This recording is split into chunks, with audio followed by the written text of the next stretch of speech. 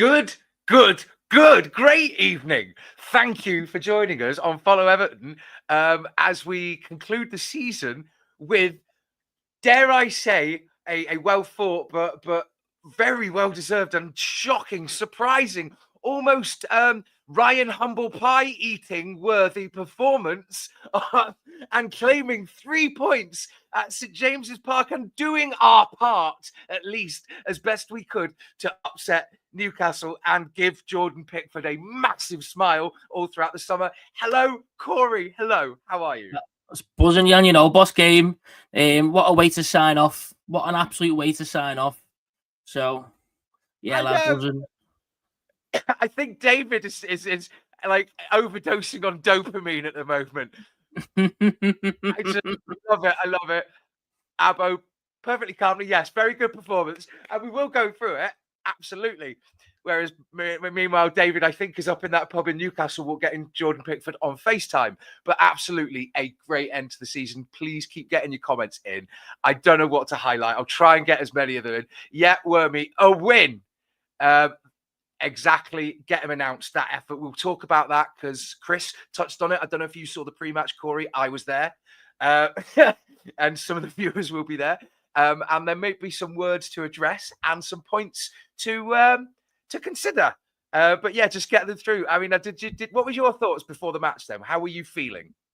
Let's just I just thought I've never seen a more obvious ball draw game in my life. Maybe a 0-0, maybe a 1-1. Just to clarify that, it was a bit Emi Martinez, but Villa were actually robbed. If anyone's seen at 0-0, Ollie Watkins, I think it was Ollie Watkins or Jacob Ramsey, whatever, scored a goal and it was chalked off and it should never have been. So, and my mate, one of my best mates is a Villa fan, and he is my fault. If you're there buzzing, it's me mate going absolutely mental because Villa have been robbed and we've done our part. Yeah. Yes, we have seen Sunderland's got promoted. Very happy for you guys. We will talk about probably a hell of a lot in this because I imagine it's going to spill over into a lot of things. Highlighting some comments so we can get through them, drag them up again. Absolutely get Charlie Alcaraz signed. All these kind of things. Hakan. Absolutely. Hakon, sorry. Rod. Yeah, not much wrong with that post. Okay. Get Charlie. Oh, more comments. Yeah, absolutely. Do get them in. Now, so what were you thinking it was going to be? Because Ryan, I'm just going to say this. Right, okay. Just going to say this. We've got technical team in the background. So I think now some people on the channel were saying it was going to be an absolute spanking. Newcastle were going to come out all guns blazing, which I said, and they were going to come out like a freight train, which they did, because I think I was just about to do that, Ryan, showing the comments on the stage, on the screen, in the bottom right. You know what? And I'll give Corey pride of place. There you go. Now, what I can do is stick something up here so that they can get seen. There we go. Have a little green screen down here. Now, what that means is, sorry, I've completely forgot what I was going to say. Thanks, Ryan. No, we were going to get spanked 3 and 4-0. And Eddie Howe made all the right decisions. And Moyes made kind of the right decisions, you know, in solidifying. And then there were some tactical changes throughout that, which you were probably going to more astutely articulate than I ever could. But I just think we responded so well. And that was, I know it might sound really weird, but to people who watch maybe football for a long time, that was like watching an Everton Spurs game from about 15 years ago when both teams played open, lovely football that was just, we're here to play a game of football. And it was a lovely game to watch. It's just a shame there weren't more goals and moments of excitement, because there was some really surprising moments when we were incisive, when there was forward play, when we knew our job and the players knew their roles to counter-attack. And they did that and they held the ball up well. They intercepted. It was just great. But yeah, sorry, hand it over to you, Corey, because it's so refreshing and wonderful. It was a great game of football to watch without the pressure as well. It's bonkers. Yeah, I mean, there's obviously a reason why everyone thought we get spanked. Obviously, the teams at holiday. We've never really been great at the end of the season anyway. I just thought it was going to be a ball, like a 0-0 or a 1-1 or something like that. Proper boring game, maybe a couple of handbags and stuff like that. But we gave as good as we got. They didn't have as many, as much control. The stats would have been in Newcastle's favour. But in all honesty, I never thought that they were playing considerably better than us. They were favourites for the game. So every time we countered, that first half when they had 3 at the back and they were put it in the channels, they struggled every single time. Beto, fantastic. And when they went to 4 at the back, we just kept steamrolling through the middle because they were spreading themselves too thin then at that point. More comments about Ryan and Burger King. Now, the thing for me is, I think we're going to touch on it. We could break it down. Ryan could come in. Maybe anyone could come in. We could open it up, I suppose, depending on how you're feeling about it and whether anyone wants to get on and they've got some points. Don't be coming on and drinking. And we've also got the comments here now, which they come up. So unfortunately, we're going to have to be a little bit more selective over what we get. So just mind your language, mind your tone, all that kind of It is a Sunday after all. But there's so many positives to say about some of the players. I mean, I made notes at half time just reflecting on it. And I thought Harrison did really well tracking back runners and he knew his spot. He covered gaps in the defence. He covered in midfield. He even switched positions or just knew how to signpost. And he was well covered by other people. Didn't leave it open. And because of that, Young dealt with Gordon very well and shepherded him out. And he was very professional not to. Gordon dived. No contact. The commentators clearly said that. And I don't know for you if you want to touch on it now, because it's just going to be like a pin in my brain throughout it. The inconsistency or the hypocrisy over the allocation of yellow cards. I'm all for that when it's a cynical thing. And Mikolenko brought a player down and then used his leg to go, oh, fine, I'm not going to give him the opportunity for a shot with the inside of his foot and curl it in. Okay, right. But Gomeres should have had a yellow. Shah should have had a yellow. Gordon should have had a yellow. And then to just flippantly get them out later on in the game. Come on. And someone said this on Facebook or Twitter, or like they just don't understand how they don't get booked. And I'm just thinking, is it the TV spectacle? Like, for instance, they wanted the excitement to go down to the wire of would Villa get a goal back and would Forest get a goal? And it's just frustrating. But what was your thinking on the yellow cards? I mean, that whole... I mean, most of them were correct. For our side, I mean, the just kind of gay one, the Mikolenko one, all of them were yellow cards. Do you know what I mean? We just didn't. We were being smart, and look, I don't mind taking them kind of bookings. That's what it's about. It's about being tactical. You know what I mean? I think on the flip side, Fabian Schär should have had one. Bruno Guimaraes should have been booked about 3 or 4 times in that game. He got very, very lucky. So it is one of them where they should have had a couple more. Gordon should have had one for the dive, but.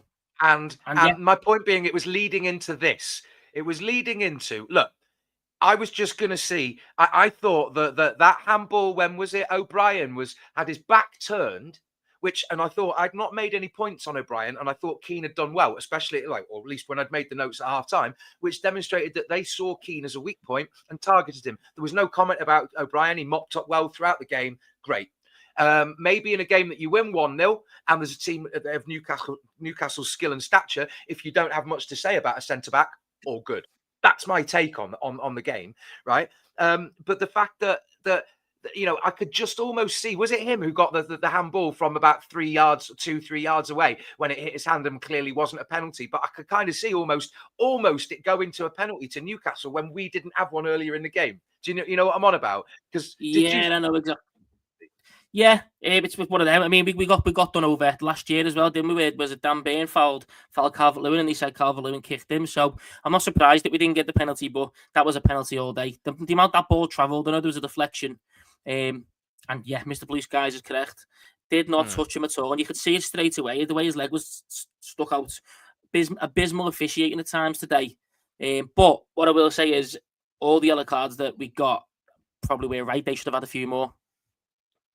Yeah, absolutely. Look, if you're going to enforce the rules, like if there are discretionary things, if they're told to have the tone of the match, oh, well, they're going to referee it differently. It's a derby. Yeah, you mean favoritism when they get a few early crunches in and Carragher's there like, well, I'm a blue.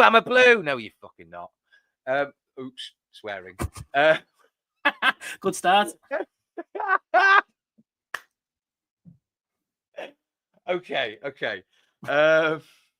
Exactly. Yeah. Thank you for joining us a bit late to the party, making your cup of tea there, Kevin. Bryn, excellent. Honestly, keep getting the comments in. But yeah, so as I was just saying, I made some notes on players. I don't know you're thinking of it generally if you want to do it tape by tape, but I was thinking at half time, I was expecting, okay, we're doing well here. I wonder how the half time's going to talks are going to go. How's Eddie Howe going to respond? And you know what? He responded very well tactically.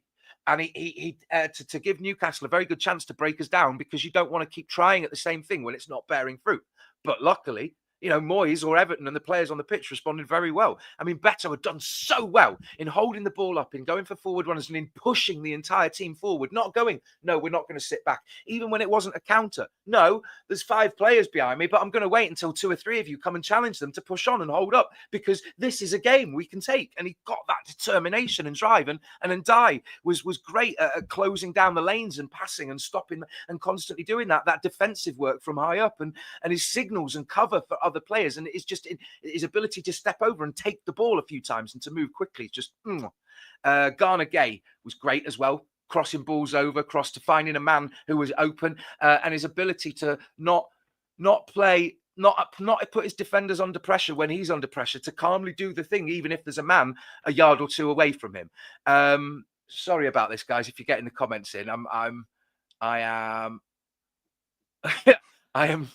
I'm just trying to keep up with everything. I don't know if Ryan's in, if you can highlight, anyone can get in, absolutely. Okay, so Idrissa Gana Gueye had that tactical yellow against Livramento. All right. Pickford, again, great. Keane did great. I mean, I don't know what to say. It's just Ghana all grew into the match, certainly in the second half. And I just thought he was, I wasn't going to say anonymous, but there wasn't necessarily a huge positive contribution in the first half. But the second half, he really made a mark and an impact. And I think that really gives the opposition something to think about when you go, okay, we know the demands of this player in the first half, and then the second half to change it up. So I'm going to leave it there, obviously, because it's not the Yann show. Come on, Corey. Nope, you're right. I mean, Ghana, we've given him a bit of stick, haven't we, lately, or a bit of criticism anyway for his contribution, saying he's not involved enough, especially going forward. But when he can be involved defensively as he is today, because he was harassing, he was physical, he was winning almost every single second ball, and that's what you want from him.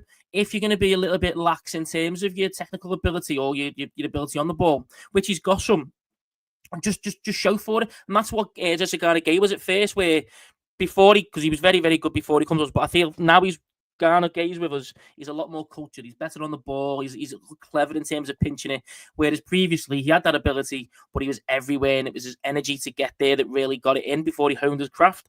And that's where we're at with James Garner, and I think that's what he should be doing, is putting a lot of grafting as he's doing, getting there, second balls, being really physical, making a nuisance of himself and being energetic in the middle of the park, and then we can use his technical ability on the ball, which he's shown at times as well. Yeah, so basically the thing for me is that I want to talk about the positives. I want to talk about moving forward. It's the last game of the season. We got to win. It's great. Well, let's talk about it. Now, there's some things here. There is Mykolenko did well. Now, people have been talking, I guess, instead of, because Mykolenko had an assist. Now, what about Harrison? And I will say that, yes, at times he was disappointing. He had a sitter when, what was it? Where was it? No. I mean, he did relatively well defensively and marking up the game, but there was a sitter and there was a time when he dinked it over, and it was like, was that a chip or something? Was it? Yeah, I don't know which one. There was a throw in. Idrissa Gana Gueye again found the loose man Harrison on his own, crosses to the back post, and it fell to him. Just smash it on the volley, or go to smash it and chip it back on the half volley and cut it across goal, or shoot it across goal with your other foot, whatever your preference is, dude. But just don't give me that weak sauce.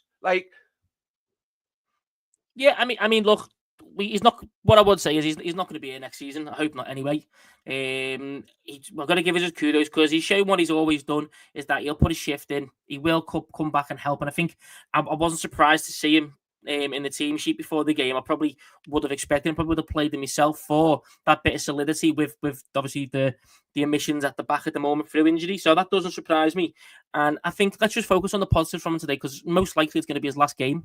I don't want to see him back because he's not good enough, but he does put a graft in. He does work hard, and he does help defensively. But we did also see that strike was poor. There was one where the ball was played out to him, and it was James Garner at the back post. I don't know why he decided to pass to him instead of waiting for someone, and he played the worst right-footed ball into the box as well.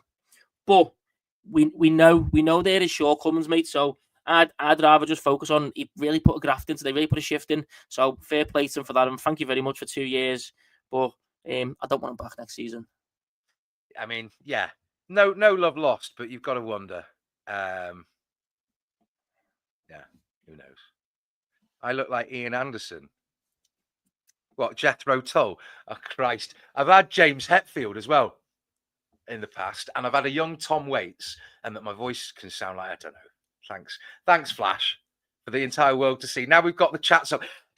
We didn't have the chats up before, and Corey, I don't know if you were there. You didn't see the pre-match. I was in the pub last night, and about half the bloody pub was singing, like, because I had my hair up in like a bloody man bun, but you can't have it down like this all the time. And they said that I look like the Viking Van Dyke.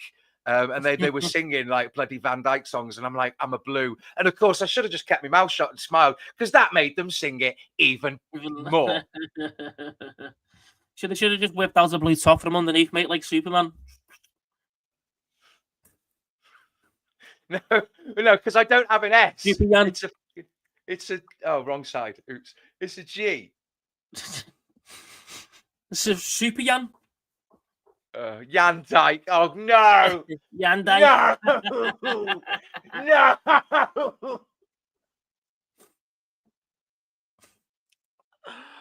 No. Oh Christ. Oh. So mate, what do you think in terms of going forward? Do you think, because there's been a lot of talk, obviously Liam Delap coming to the club, it's very highly profile opportunity of him. How do you think Beto did again today in terms of putting his case about for being our main striker? Okay, well, the truth is, how do you look at this? Do you look at it from a relativist point of view and going, is he better than Chimiti? Is he better than DCL? Oh, I've got an issue. I've crashed lab. Yeah, right, so the issue is, do we have a problem with the quality in our squad? Well, yes, because we're discussing it. But the point being, do we go for what we've got and then put us in an awkward situation where is Beto at the level that we want? We're having this discussion, so you could arguably say no, but could he push on? We don't know. Is Delap better? But the point is, you have levels of quality, and you kind of categorize it. You tier it: A-list, B-list, C-list, first team. Would a reserve in Man City walk into Everton's first team?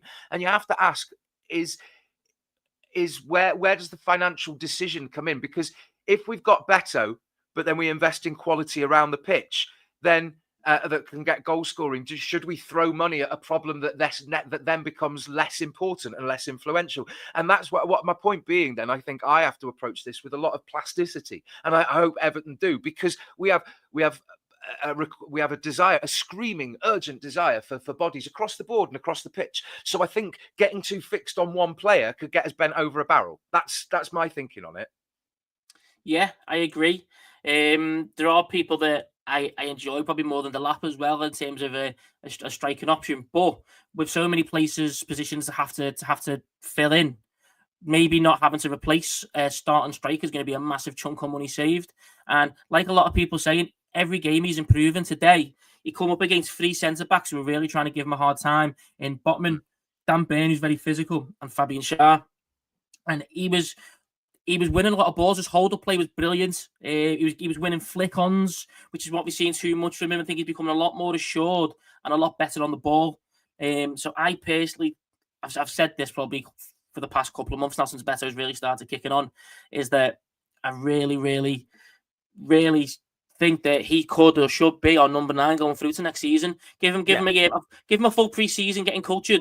Maybe bring in someone. I know it's cliche, and I said it before. Big Dunk to teach him how to work in the air and how to be that bit more cultured.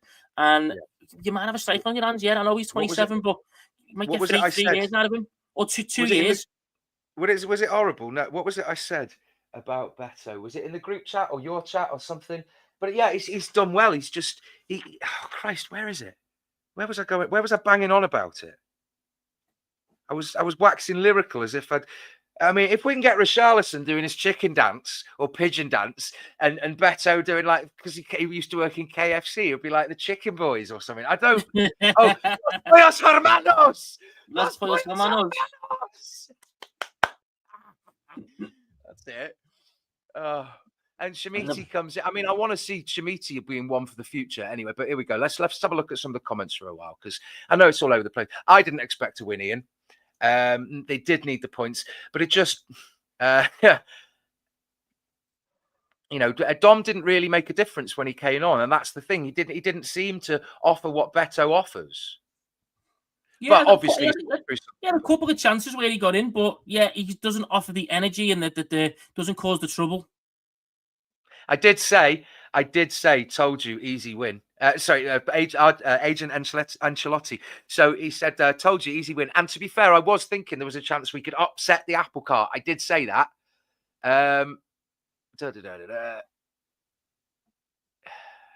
So getting these comments up. Bum, bum, bum. Right. It's great to see you all talking amongst yourself. Right. So it was rather interesting at some point today. I think once, maybe it did us a favor with the crowd, because you don't want to have, I guess it's nice to go out on a high, but when United sort of got the advantage when Villa went down to 10 men, it was almost like, okay, so we wanted, some of us might have wanted, because of the manufactured rivalry, not to see Newcastle get Champions League football. That I'm just going to voice that there is a certain percentage of our fan base. Let's have a look at all the chants with Jordan Pickford, and it'll be on social media now, him being on FaceTime with some load of away fans in a pub up in Newcastle. Absolutely, there was a vibe of let's do our part in that. Now, once that was taken off and it became out of our hands, and we are a goal up, it's sort of. It's a walk in the park. Then it's a dead rubber. It's you know what I mean. And so I think at that point, I don't know. How do you feel? Did you feel that Newcastle kind of sat back and went, "Oh, okay," you know what I mean? No, I still think they were going for it, mate. I mean, if you look, at one point they did the United were 2-0 up. They were pretty much guaranteed the win and guaranteed Champions League, and they were still going for it. I think when you're on the pitch, you don't really know, and you don't leave things to chance. You know what I mean? So I think they were still. You can see they were still going for it. They were still throwing strikers on even when United were 2-0 up. So I think they were still going for it myself. Yeah, but that's what I'm saying. Sorry, actually, there's a lot of comments here. It's great, but we do look hard to beat. Yeah, and that's what I'm saying about Eddie Howe. No matter what he did, we responded to it. We responded to it well, and Moyes responded to it. The players responded to it, and Chris said, and Ryan said that he wants to see. Or we talked about wanting to see Alcaraz make a mark in the game and make an impression, because he's the one that would win it and make a difference. And he did. He did. And obviously the goal, I'm not just talking about that, but he made such an important contribution to that game. And I don't know, do you have ratings? Shall we go through? I think maybe if we're going to talk about the future, I don't know about you, but let's box it off a little bit and go through player ratings. Because you and I talked before, after the game had finished, before we came on, I could give you a quick call, or maybe it was during the match. And I was like, what are you thinking? And you're like, every player, at least a 7. And I'm like, to be fair, yeah. Yeah. Do you want to go first? I mean, Pickford. Okay, for me, Pickford, for his spirit, for getting the fans up, for all the things that you notice and you just think you expect from players, but maybe it's not the norm anymore. Maybe the standard is to be just a hired mercenary. But the faces, the camaraderie, and you know what? Yes, he's Evertonian, but he's a Sunderland fan at heart, but we've stolen part of his heart. But that passion, he understands, because there he is going, you can feel it. 8, 9, not because some of the saves, the fact that he could have also rushed the game and gone for the counter, but he's gone, you know what? I'm not going to get headstrong. I'm going to hold the ball for 10 seconds. I'm going to do that. Manage the game, be a mature professional. And some of the saves, tipping it over, and the double save. Christ, I can't even remember all these things, but it's amazing. He did great. And Tonali and Isak, the double save, there you go, when that come in. And some of these things where he's tipping it up, and you think, well, that could have easily hit the crossbar and gone in, and it went over for a corner. Just those, he's a fantastic keeper. Fantastic. I mean, the thing is, we weren't battered. When you look at the statistics, sorry, I had them up before. Do you know how many shots? That was about 19. And how many shots they had. And to be fair, yeah, that's what I was going to say. I don't want to seem like I'm being too effusive in my praise, but some of those saves, like only a very few number of keepers would have got. They would have been goals that we didn't score. What is this No, after the match? Is this an actual photo or is it a Photoshop or something? no, it must be because Reece Welsh is there, so he's not been on the bench for the season. So yeah, I'm gonna say that is definitely look at 11. That's from today. It's got to have been. Look at that. That's just, it's beautiful. Look at me. Look at this. Look at this is what I spoke to some staff at the Ipswich game, and I was talking about it because I just you go the game a lot, and you talk to some of the stewards and Christ, what's his name? Lovely fella. Andy and George and some of the staff and Jamie, yeah, and you just talk to him, and there's a real mood change, and that whole effect is just lovely. So yeah, anyway, let's get back to the ratings. Sorry about that. 9. Anyone else? Pickford 7.5. I'd have said 8, right? But I'd gone for 8. 8.5. I thought he was brilliant. He didn't make any ridiculous saves like unreal ones, but he made that many saves and he made them all so well. He kept his head, which sometimes happens. Obviously, he might lose it against Newcastle, but for a long while he hasn't. And on a week where the press once again are talking about Jordan Pickford being under threat for his England place, he's absolutely shown again. He's put a much better performance than Dean Henderson did in the final. Dean Henderson, who shouldn't have been on the pitch, should have been sent off. But he's just shown again why he's England's number one. And yeah, an 8, 9, 8.5, whatever. I completely agree with that. I thought it was fantastic. So, well, and I've got to say on that note, as you mentioned, other things and results from Dean Henderson and Palace, again, my trains of thought. Ryan did say he could see us getting beaten 3 or 4-0, but he also did say a while ago, after it was confirmed that Liverpool had mathematically secured the league, he did say, I don't think Liverpool are going to win another game. So credit where credit is due. His negativity and pessimism is consistent and uniform across the board in a weird sort of way, even if it applies to Evertonian optimism about Liverpool's results. So, okay. What are you trying to get back into the book? What do you think about Ashley Young? I thought he had a solid game, to be honest. I've been a bit critical of him at times this back end of the season. I think the game against Fulham, when everyone was raving about him, I thought he was quite poor. I rated him quite lowly. But today, solid. Are we going to agree on Pickford 8? What did you say, 8? And I said 9. Or are we going for 8.5? I'm happy to go. Yeah, let's go with an 8.5. Let's go meet round about the middle. Yeah, okay. So, all right. Yeah, I think Ashley Young done all right. I don't think he put a foot wrong today. He had a difficult time, obviously, coming up against Anthony Gordon, who's rapid, Harvey Barnes, who's got pace as well. But he dealt with it rather well. Gordon didn't really have too much of a sniff, especially not round the outside. But the thing is, he didn't necessarily add much, which we expect. But then when you have to factor in that he's 40, do you factor that into his rating, or do you just go, well, he's 40, therefore 7.5? That's my thinking. He's a professional footballer. Anyone other than a youth player, like somebody who's just coming through, they get rated on the same level. And I think everyone's getting right there with a 7. Didn't do nothing spectacular, but he was solid. He was good on the ball. He didn't give the ball away too much either. He just played it safe. Yeah. And there's sort of an agreement there. I mean, Pickford, Joey's saying Pickford's already up there as a top keeper. Obviously, there's talk about Nev, but yeah. But so with that, you're setting the standard, because we're also thinking we're missing, at least in terms of a right back, we're missing that Coleman presence, or we wanted Patterson to be this and that, and the poor lad's had some stick, and Young isn't the player that he is. He's got more experience, yes, but he's played at the top level pretty consistently. So that experience, United, England, everything came pretty quickly. That experience, that knowledge and how to manage a game. But you do get older, your reactions and your speed and pace and stamina go. So yeah, absolutely. But so going on to, do you want to jump over the other side, or shall we go across the back? Let's go across the back, right to left. Okay. So bugger, who was next? Was it Keane? Jake O'Brien was the right centre back. Oh, O'Brien. All right, okay. Missed Not it. Matters. Yeah. No, well, I mean, it does kind of matter where one of our players plays. We probably should, considering we're hosting a thing with a few people watching. Yeah, no. But what I mean is, there's two centre backs. We can choose who we want. Mr. Blue Skies with an 8. Get your ratings in, guys. Let us know what you feel. See if there's a general consensus on this. But I thought a 7.5 for O'Brien. No, I'd say 8 because the fact is, your centre backs with Newcastle are going to be if they're not going to target the wings, they're going to try and come in at the channels or take shots, which you'd assume will be from the strikers. So you've got to push them off at distance as a centre back. Now there were times when Keane backed off, but O'Brien stepped in quite clearly and didn't jeopardise us. But for the first half, I wouldn't say he's anonymous, but he did his job because he wasn't the weak link that they were targeting. Neither really was Keane, but I'm just going to stick with an 8. I think he did very well.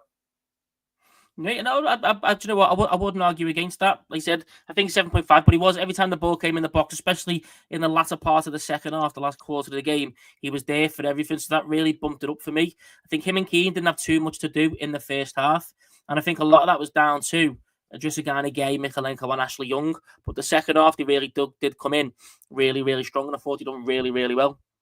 So what are you going for I just said 7.5, but it looks like the general consensus here is an 8. Yeah. Well, I think that's what I'm just typing it up as a bit of a ticker. But there is. What's that? You got a bit of a ticker? Yeah, I'm just right. So trying to get it here. There you go.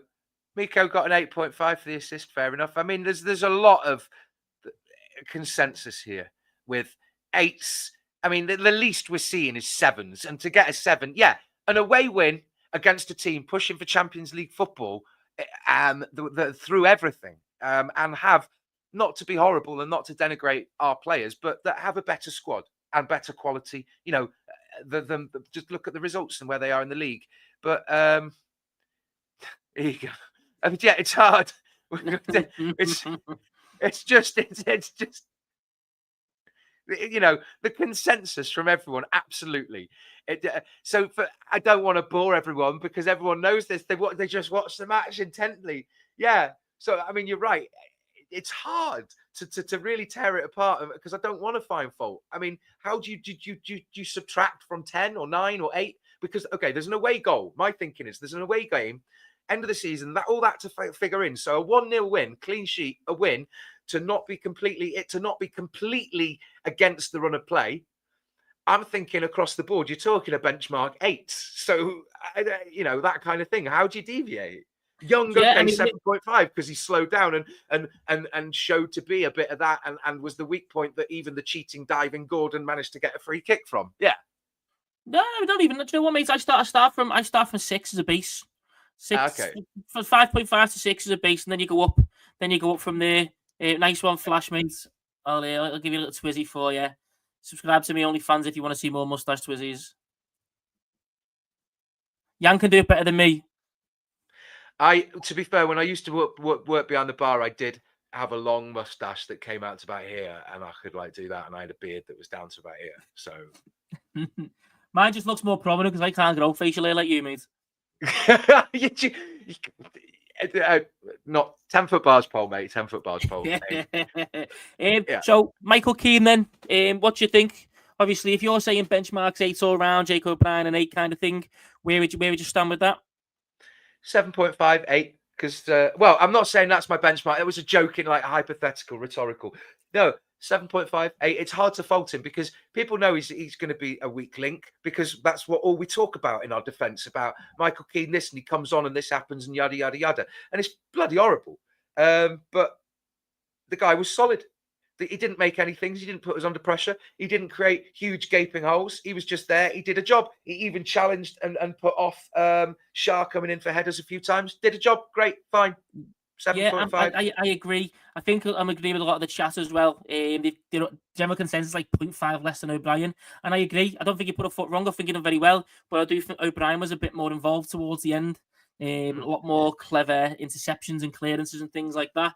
But this is why you have 2 centre backs, and we've said it before. You have your more aggressive, and you have your more passive centre back. One sits there, the other one gets a bit more involved. Just stop it and you cover it, and that's seemingly what we've had there. So, and yeah, I agree with him. Joe 11 is that there's been times looking back to that Fulham game last week, and then of course the game today, where I'm thinking of going, do you know what? If we just reduce his money, I'd take Keane for another, just put him on a 1 or 2 year contract. But like you said, Joe, lad, he'll do this and then he'll drop a clanger later on. But maybe that kind of confidence from David Moyes might be good for him, or him being that fourth choice centre back. So it's one of them, isn't it? It's like an abusive relationship where he promises to change, and then once he's signed that contract, he goes back to throwing howlers in, and you go, here we go, I'm back in it, and I can't escape. I'm codependent on Michael Keane. Yeah. Oh Christ. Yeah, that was it. I posted at 5:30 just after we scored. It was yes, Cahilos Alcaraz. Yeah, but you did say it was like, and I saw that. I was like, oh my God, we're just, because it was, he rose like Cahill and went, I'm having that, bang. Do you know what? Just everything from the stature, the movements, his body shape, the skin tone, the hair. He doesn't look, because that's the thing. I looked at him and I went, wow, that's like Tim Cahill, honestly. But give him a contract and give him the number 17 shirt, and we won't know what's going on. Yeah. There'll be fellas who waking up after 18-year comas and still think he's still living in 2007. Yeah, I think I've swallowed one of my own hairs. So good, right? We've done Michael Keane, Michalenko. A lot of people are getting ahead of us, so let's try and catch up, Yann. Where'd you put Michalenko, my mate? I'd say about 8.5, 9. Yeah, 8.5 for me. I thought he was fantastic. Done all the defensive stuff very, very well. I think the reason I said earlier, the reason why we didn't see too much of the centre backs in the first half is because the full backs were taking the brunt of it, especially Michalenko on them near post corners from the right hand side or left. So I thought he done really, really well. You all right there? No, they've got the champion. I'm just changing the channel. No, it's okay. Yeah. Just get away. Just turn it off, mate. Just turn it off. Yeah. So, yeah, no, I think Michalenko was brilliant. Defensively, he's fantastic. Defending the corners on the near post, he was a big part of that. Got forward quite a bit. And, yeah, that cross assist. When a fullback gets an assist, you've got to give him a bit of a boost, haven't you? And that's what Ashley Young was missing. It was just beautiful to see. Beautiful to see. He got forward. He wasn't. I don't know. There was a certain nervousness to his play sometimes when he seemed a bit jittery. When he wanted to, when a dog's, it's terrible, but when a dog's like, I'm eager to please, but they seem a bit anxious. It's just like, no, be comfortable, dude. And he's growing into it. And I think that's possibly to do with the mentality, because crying out loud, he was thrust into it from, coming over from the Ukraine to, and he's had a baptism of fire. He joined us at our lowest point, at a point when, to be fair, he had to replace, essentially had to replace the legacy, the ghost, the longing, gaping hole that was Baines when we had Digne that left for a competitor and the rest of the team sort of crumbled. My God, I want him to come good. And he scored some bloody good goals. Was it against Leicester and those volleys? I love the lad. I love him. Yeah, do you know what? I don't think there's anything to dislike. He seems like a hard worker. He does seem a bit timid, doesn't he? He never really gets involved with a scrap or anything like that. He does seem a bit timid. But what I would say, and it's a perfect segue, this is he looks like he's bulked up a lot. He's never looked like a fast player anyway, but he always looked really skinny. He looked like he's put a bit of weight on, which is maybe helping him, giving that little bit more confidence to deal in a physical league. He's almost looking as good as you, mate. Yeah. Mate, if I'm looking good, I think you need to get yourself new glasses. But I've got a prescription on the way, mate. So, do you know every time I miss a match with you, I literally, like that Leicester game, I could not see you were scoring for us. I just kind of seen a blue blade and the ball in the back of the net, so I was kind of relying on you to cheer for me. That's how bad my eyesight is. Yeah. Well, you got to get LASIK or something, haven't you? Oh no, just some big fat gligs. Yeah. But moving forward, because me and you, we love to get sidetracked. James Gana, we just touched on him a little bit. Where'd you rate him out of 10? 11. That good? I'm sorry, right? I see something in that lad. Look, okay, even if he's going to end up somewhere like Coventry. Like, I'm just saying, if he's not that, I'm saying hypothetically, if he's not that good, if he doesn't have the skill, if the glimmers is just the peak of it, and it's nothing to do with the players, the opposition, the mentality, his shortcomings in our squad, all these other things, he is a very well-rounded, well-considered asset to any squad. And he grows into the game. He was relatively, I wouldn't say anonymous, but you wouldn't have said he'd done anything positive. But from a central midfielder that's playing alongside Idrissa Gana Gueye in the match that he played in today, the guy did wonderful. And he grew into the game. He closed it down. He covered the gaps. He stepped over. He closed. He knew when to take it, when to step back, when to let them play. And there were a few times when I think we were. When Newcastle were allowed to advance to the edge of our box before Keane or O'Brien stepped forward, those gaping holes weren't due to midfield errors and decisions. They were due to Newcastle consistently drawing men and trying to get forward. And I just think he had a wonderful game. Yeah, no, that's my opinion. I know it's wildly different from the sort of prevailing opinion in the chat. And you can absolutely disagree with me, call me stupid, but I just see, because think of it this way: there are some players who did more off the ball for Everton, and you don't need to have the ball to influence the game. And some of the things he does are just very, very good, very, very good. Yeah, I mean, Everton's got 7.5. I think that should be pretty much the benchmark for his kind of performance, his energy, being there. That should be the basis of what he plays on, is the energy and being there all the time and just putting that graft in. And then his more offensive side of things should hopefully shine through. I don't think we should sell him. I think he should be a squad player. If he can improve on where he is, he might become an important starter. But to be where we want to be, if we want to be a European club, he should be a squad player at that level. But yeah, Peter's right. He worked hard. His vision was all right. Should be a bit better. In terms of going forward, a bit more creative, but he looked really, really good today, and it's the benchmark for what we should have going forward next season. Yeah.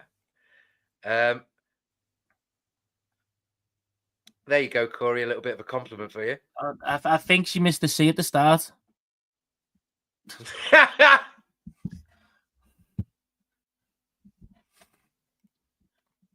Kit Kat, junkie. Jesus, man. Don't. But that's the thing. Gana has been put. The thing is, he could. The fact that I can see that as well. I can see him that this position isn't his natural one, and he's there out of necessity because we don't have anyone else. We really don't. And the fact that he's played on the right wing at times and known exactly what to do there shows a maturity and an understanding of complete, total football. Like, he might not be able to play left back or striker, but I'm saying that he offers something that's clearly not naturally that position, and he's a very good, very, very good player. That's just what I'm saying. Yeah, no, I do. I think he's very, very good. I think he's Premier League level. Definitely. He's got it to be in the Premier League. I'm thinking more, and again, I'm not trying to be negative, is always pushing to be better than the best you can be. And if you're going to be like a European kind of side, it might not be next summer, it might be next summer. He maybe even would make that step up and improve, which you can see happening because he's looked good today, and everyone's looking better under David Moyes. And he becomes a squad player, but even then he'll still be playing 20, 30 odd games a season, you know what I mean? It just won't be guaranteed starter like he is at the moment. Also, look, it doesn't help that he's next to a Rolls-Royce defender in Idrissa Gana Gueye next to him. What's your opinion on our Idrissa? Idrissa Gana Gueye? Yeah. He's just very classy. He's composed. He knows exactly what to do and when to do it. He might not have the ability to do everything that he should do, but he reads the game and he can read it very, very quickly. And maybe he's got a bit older and he makes mistakes, but I don't know. He seemed like he had a bit of a superpower, like he was Mr. Stretch, certainly when he was with us in his first tenure. And the way he can just bend his leg in there and get the ball and stick a foot in and go, oh my God, he's actually tackled there and it's not a foul. And the composure to loop a ball up and to know where it's going to go. And it's not just I've got the ball and I'm going to dink it over. It's an awkward ball that's floating in a way or landing in a way that you know that you're going to have to contact it while you're jumping off the ground, or hit it with the outside of your foot to curl it round into the path of the wing back, the full back that's running forward into space. And he just does these things with composure, with a certain class, and yeah. Yeah, no, mate, I agree. He makes a lot of it easy, doesn't he? It is the way he's always there. Like the amount of times you'll see it where teams are constantly attacking us, and it'll be because we give the ball away. But he starts the counter attack. So many counter attacks start from him because he wins the ball, and then he's got the free of mind to lay it off to someone who's faster than him or who can drive forward. And then on top of that, he is willing to run forward. He's one of the oldest players in the squad, and he was the one who was starting every single counter attack. He was the one sprinting. But you know what? It's a certain belief, and look, I know that maybe there's been an issue with Idrissa Gana Gueye over his views, his stance, his expression, rainbow laces, other things like that, and it's quite prominent. You know, all these kind of things. Now, the fact is, I think David Moyes has maybe put all that aside. I don't know. I'm just speculating, but the whole point is, Hakon has said here, if the tables had been from Moyes' first match until today, Everton would have ended 6 points behind and played Champions League. Sorry, got to. But the impact, the halo effect, the knock on, it's just so positive and so noticeable. But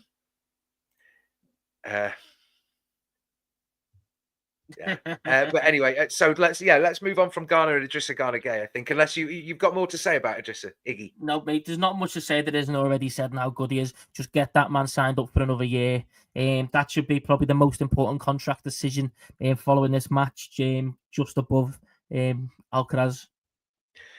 Kieran, I think you said something earlier as well, but sorry for not getting comments up, just to point it out if anyone does look at it. Said something quite, I think it was on point, and we covered it, or someone else had touched on it. Yeah, but I am also worried about this, because it will leave a huge gap, and this is like we're talking about DCL and whether he should sign, and it becomes this argument then of you categorize players sort of A class, B class, C class. Was this live, or was it before we went live? Were we talking about this? We were talking about this about 20 minutes ago. Oh, on here. Yeah, never mind. All right. Yeah, literally. I'm sure you were talking about James Garner or Pickford or something like that. Yeah. Oh. You swear to yourself there? Is that why you've gone mute? No, fantastic. I think obviously we've already touched on him a little bit, so we'll just touch on it a bit more just to get your rating for Jack Harrison. I did say no one got less than a 7, and I'm still going to give it to Jack Harrison for his defensive ability because he really did put a shift in. I'll give him a generous 7 today. Yeah, very wasteful again going forward at times. The one time I wanted him to actually hold the ball and he cut it in on his left, which he does far too much. He took it on his right foot and just give it straight to the keeper. When there was only James Garner behind Botman, Schär and Bain, all three of them. But it is what it is. Like, yeah, Mr. Blue Sky. I know. I knew you were going to bring that up, and I was thinking it at the same time because it's infuriating. He certainly belongs to Everton, doesn't he? just does everything to waste it all. You know what I mean? But So but then moving on from that, then into the middle, hard yard. That's it. Didn't give anything going forward, but his defensive contributions, we can thank him for that and say thank you. But no next season in the nicest way possible. Alcaraz. Now this one we can talk about for ages because I think there's a lot to be said. There's a lot of people at the start of the video, isn't there? Everyone saying that we need to get Alcaraz signed, and I think even if it was for an extra 20 million, an extra 10 million, I'd say do it for his ability, what he's showing so far. But for 15 million or even less, that is the biggest no-brainer I can think of. Get him, not even signed, get him announced. So I think Moyes did say, didn't he, that after this game, I think, is it tomorrow? He said Monday there'll be a couple of announcements made. So hopefully we hear that Idrissa Gana Gueye has signed a new contract and that Charlie Alcaraz is going to be joining us on a permanent. Apparently his club back in Brazil, Fluminense, they don't want him. So look, we'll take him. Or Flamengo, whatever he is. So 8.5, I agree. Ability on the ball going forward, he was creating a lot of stuff. He's happy to have a punt, have a go. players struggle to take the ball off him, but he's got a bit of strength. And what I like the most as well, there was a point when they shot, I think it was Tonali or Barnes, someone took a shot, and it was him that blocked it. He was in the box. The lad gets back. The lad puts a shift in. He's willing to drop and play as a central midfielder if we're on under the cosh. Mm. And this is one of the things we said when... Sorry, make one. There was also, was it Alcaraz or Gana that when the ball came in and then one of their defenders cleared it and he just tried to head it, it was a reaction thing. Was it Gana or was it Alcaraz? I thought it was Alcaraz. Oh, right. Yeah. Okay, that's what I'm on about. Yeah, so, but just that all round, that intent, that being in the right position to know that if you're not going to get this ball or a defender's going to clear it, because there were times for years when throw-ins and corners and free kicks, it was like, what are you doing? There's nobody over there for if the ball misses everybody, and then you can hit it back in, and suddenly all their defense is out of position. There's nobody here covering this. We don't leave a man there on the halfway line. All this fundamental little thing that gives you edges. And then it's all falling into place like somebody's finally put the numbers on the dot to dot. Thank you, David. Thank you. So, sorry, yeah, Peter said it was gone actually. So I will trust you, Peter. To be honest, so my apologies, excellent. We were wrong. So Alcaraz 9, Alcaraz 8.5. Just. And one, do you know what? Right, one thing we said as well was, I know I said it, not to toot my own horn. When Alcaraz came in, I said I wanted more and more starts from him because the question was, can he do what the Corey does? He doesn't have the physicality. Does he have the energy? So just to touch on that before we talk about it, then Wormy, I'm obviously basing this on trust because I know there was a certain number of appearances and got all. No, he's correct. He's correct. Yeah. But we didn't have the obligation, so we're in the clear. We can decide to trigger it if we want to, but we're not obligated to. Great. That's correct, yeah. I mean, I wouldn't be bothered if we were obligated to be honest. I think I'd rather we were. And this as well. Because where did he come from? Was it Fluminense? What? It was either Flamengo or Fluminense in Brazil. Yeah. I can't remember which one it is. Sorry. I thought it's Fluminense, but... No, I don't mean to be rude. I will clarify that because ignorance or forgetting and it's like saying, where's he gone to? Everton or Exeter? It's a bit Flamengo. Yeah. Definitely Flamengo, yeah. I couldn't tell if it was red and green or red and black, the kit. Red and black and green. Bloody hell. He was at Santander, then went to, he went to Southampton and a few other places. It was Flamengo. He went back to like Brazil or... Yeah. But apparently Flamengo have said they're happy they don't want him back. So is it right? They lost. We'll take him. Okay. And Mr. Blue Sky said they've done all the hard work with him, got him up to scratch. And I think, look, he's really fitted into this team and he suits blue. So let's get him signed. Get him signed, get him that number 17 shirt. And I'll be 12 years old again. Yeah, Shadow and also, but flags. I mean, we've got to talk about Ndai and we've done Harrison. And is it who's left? Is it Ndai and then Beto? But that's it, lad, yeah. Yeah. So, but still on Alcaraz. I mean, just let's because we're going to maybe come back to it. But I just think, where do they finish at the moment on the Brazilian league?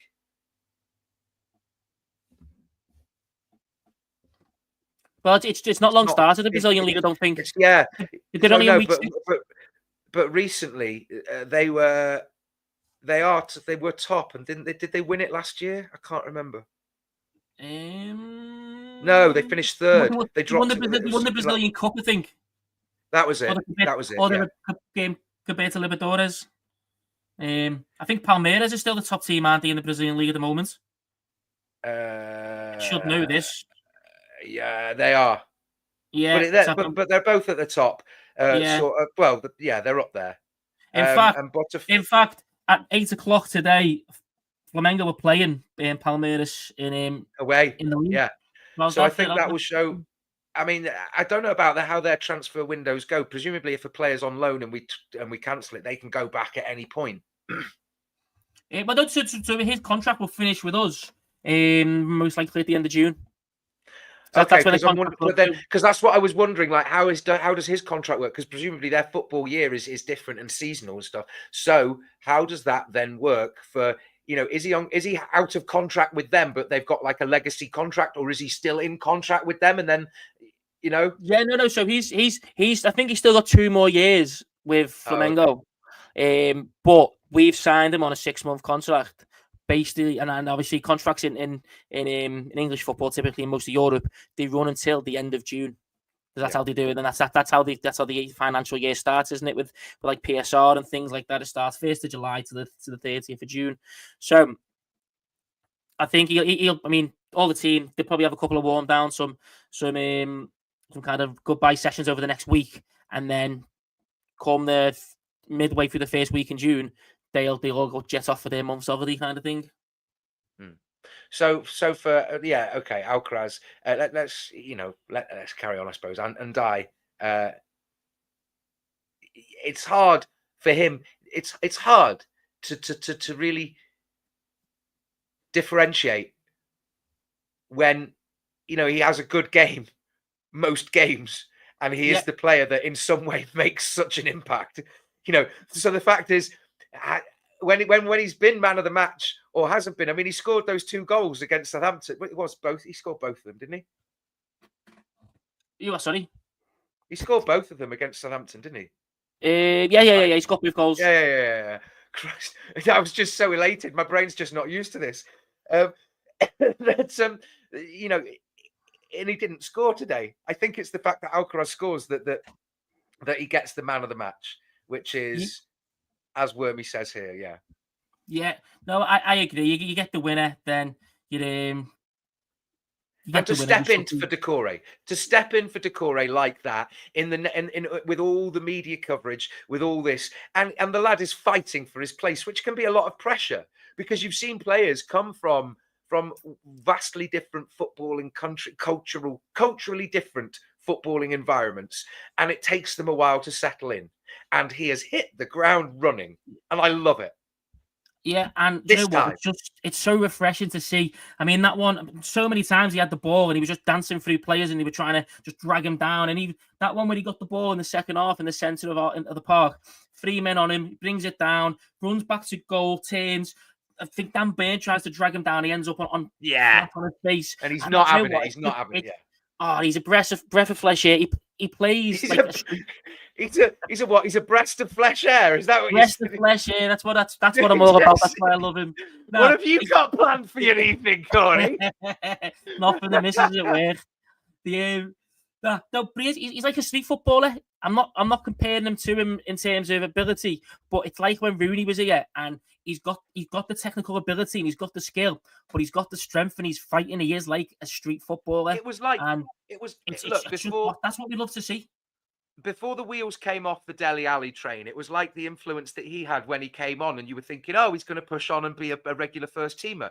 He was like the influence of when he turned up, Damari Gray. Oh, there's a chance of a goal in it. Well, there were elements of other players, so I'm not going to say he's like that, because when he's played, he's not been anonymous. Sometimes it felt like Damari Gray couldn't be bloody arsed. And you're like, mate, you can win this game for us. Yeah. That's what Alcaraz wants to do. And I love it. Oh, God, I'm turning into Kevin Keegan. No. Do you know what, mate? He doesn't drift out of games. And that's the thing with a lot of wingers. Even the best wingers, they disappear out of games when you don't get the ball. You might have 5 or 10 minutes. You might have 5 or 10 minutes where he's not in the game, but that's it. He's absolutely fantastic. It is an interesting point. It is an interesting point. Broja and Alcaraz. That's interesting. I mean, he got us O'Brien, he got us Ndiaye, he's got us Alcaraz. Branthwaite? No, that was Marcel Brands. Oh, okay. He got us Michalenko, Nathan Patterson.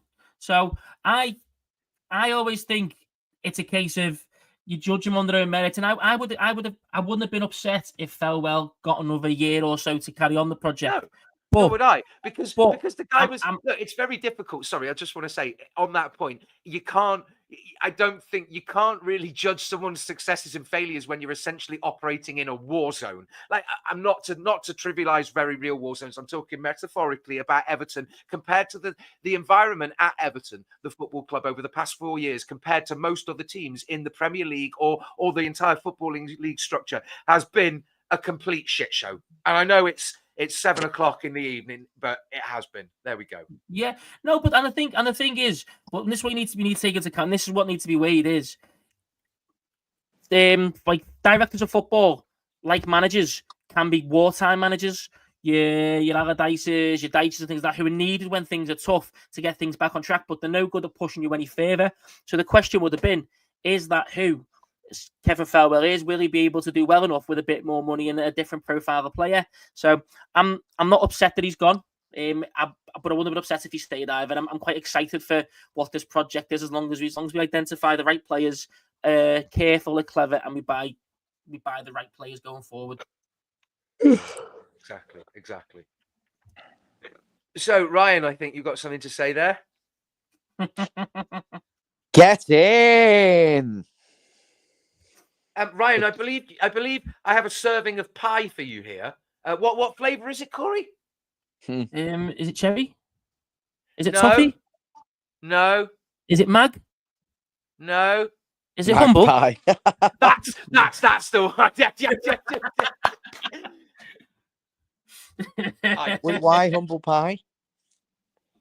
Oh, I can see us getting battered 3 or 4-0. Did you or did you not say that? I think if you set some expectations and in your head that you're going to lose, you're not so disappointed when it actually happens. But I think in my heart, I had Everton to win today, for sure. There you go. I'll stick with my 0-0, 1-1 board draw. Okay. I also said the red shite. I said the red shite wouldn't win another game, and they didn't win any of the 4 matches. It's also because I think I said it, Ryan. I gave credit where it's due. I'm not just going to be a salty little you know. I'd have earned a few quid on that, them not to win another game out of the 4. I did say, did I not say that I was quietly confident that we could upset the apple cart? I did say that. I did. Well, it's a season for terrible champions. They are frauds. It's funny what happens when the it's funny what happens when the VAR penalties dry up. And Newcastle again today, we've taken 4 points off them. They're playing Champions League football. They've won the League Cup. Palace, they won the FA Cup. We beat them twice. So, you know, for me, this just says, look, next season we've got to prove our existence is worth having. This was such an enjoyable game, but I'd much rather be in any of those positions. Yeah. I just want to address a little comment here. Farwell signed Harrison for 2 seasons. What I do think for that one is that was actually, although he wasn't great, we got him for nothing. So I don't blame him for that one. I understand where you're coming from, Wormy, but I also think there is, I guess, some pragmatic understanding for the Young and the Harrison signings in general. I just wanted to get that out there. The thing is, if Jack Harrison was a free transfer on 100 grand a week, would you sign him? If I showed you a player that scored 1 goal, and didn't assist all season, and offered you him for free, would you sign him? Just because he can run? No, but that does raise an interesting question. When I think there's a thing doing the rounds. Michael Owen said it. A lot of players have said it recently. Is all that you need to be a professional footballer now a bit of strength and a lot of athleticism to run and to just have a bit of skill with the football? That's where it starts off in the youth academy. I used to speak to he was a Red, but he was a scout for Everton, and he used to say that pretty much the Liverpool and the Manchester tactics now is any kid that's physically dominant for their age group, with any semblance of football ability, get them in and then teach them football from that point. So we're going back to the old school way of physical players. It's all about metrics, and it's all about running metrics and things like that. Well, the thing is, I was always off to a loser because I was very overweight until I was about 15, 16. But here I am. And the older I got, like when I lost weight and got quite skinny and broadshot and things and the quick reactions and whatnot, and I love to mess around with the football. Technically, I'm all right. I can place a ball there. I can curl it inside foot, outside foot. Never a chance as a professional footballer though, because I could not run until I got to about 17. Gingerly Sundle. And my feet are so big, though. I just, it'd be like people wouldn't want to watch it. It'd be like flippers flailing around the football pitch. So it'd be obvious. I couldn't outskill anyone or deceive them. Well, we should be. I think we should be competing for Europe next season, based on what I'm witnessing under David Moyes. He would have had pro rata 1.6 or 1.7 points per game, which is enough for an 8th place finish. While you might be right on that, what I might consider slightly delusional note, I will be back in a minute while you two discuss that. No, that's fine. No, I agree, mate. I think the aim, the target next season should be that we aim for Europe, not Championship. Just on that note, Wormy, I did end up running to the point where for about 4 or 5 years, I'd run for about 2 or 3 hours for 2 or 3 times a week at the gym. So yeah, I could run, and I did, and I don't let just there you go. Thanks, David, mate. But now you're like Thomas the Tank Engine. The foot-like attraction engine, steam train. Thank you very much, David, mate. This doesn't burn. It's not smoke. Yeah, right. I think we should be aiming for European football. That should be the target next season. But I think we should. I think I'd still be okay with mid-table, and I think where we're at this moment in time, around about 13, 12, should be the absolute bare minimum, like the bare minimum, to see David Moyes through, which I expect we will. But yeah, look, we should be aiming for that mid-table, bottom of the top half, and pushing on for. We should be in the conversation for Europe come the last couple of games of the season. Well, I can't agree with you, Cos, for that one. I've got to say, a top half finish is the bare minimum. I'm looking at this league. Teams can't spend money. We haven't spent in years, but we're now in a new PSR cycle. So I think we're going to be the team that's got to set the trend in the transfer market. I want to see us fight for the top 6. Listen, there's no point in our existence if we're not going to try and do something. Look at Palace. Look at Newcastle. Look at the joy they've had. Look at Tottenham, 17th, but win the Europa League. That's what it's all about. So, I think, look, we're not a million miles away, but in terms of keeping this group together, and then where would you see the main recruitment? Well, I've said before, a first choice right back, a first choice right winger instantly elevates this team, to a different level. And then how do you improve it more? You get another goal scorer who's going to get you 15 goals a season, competition at left back to push Mikalenko, and another central midfielder who can replace Decore. And I think I'm serious. We're competing in that bunch with Villa. We're competing in that bunch with a Forest. Why not? Why not? Yeah, it's goals. I think we're lacking that cutting edge, and I guess Njai, Beto, second half of the season, and Alcaraz at times now coming forward has shown that once you've got that there, that's how you can win games. Because we wouldn't have had any kind of attacking impetus at all under the previous manager. But that 1-0 win comes from us actually having a go and getting there and putting Newcastle on the back foot. And you're right. And what we do need is definitely that right winger, that right midfielder, someone who is 2-footed, has got pace and can beat a man and wants to get in the box and get some goals, get some goal contributions. But we need pace. Can I wildly off topic just address something? Because, okay, just for everybody watching and the conversations here, I'm sorry for doing this, Ryan, but at some point in the summer, I'm just setting up a page, the Prescription Pothead, because I want to discuss medicinal prescription cannabis. That's what this is. It's prescribed and it's definitely there. And it's all my GP knows about it. It's not burning. It's not a vape, and it's a treatment because I've reached the limit of treatment that's available on the NHS for various things. And that's what this is. So just to let everybody know that I'm not smoking. I'm not advocating vaping as a thing. It's not a fashionable thing. People are laughing. Yeah. So there it is. And it's a specific device. Are we going to get Yann a green Follow Everton logo?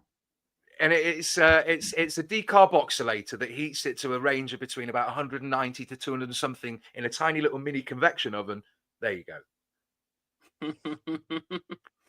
Just use your microwave, it'll be easier. What, and make edibles? I used to. Anyway. You're 2 on that, lad.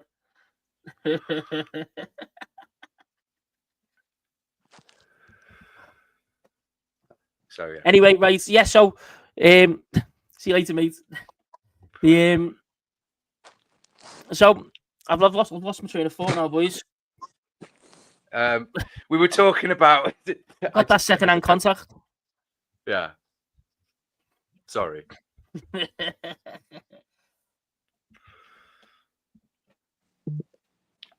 I am not advocating that. What was that in that fella's left hand? What was that in that fella's left hand? Can we just? Did it look like a big massive? It did not look like it. It doesn't look like anything good.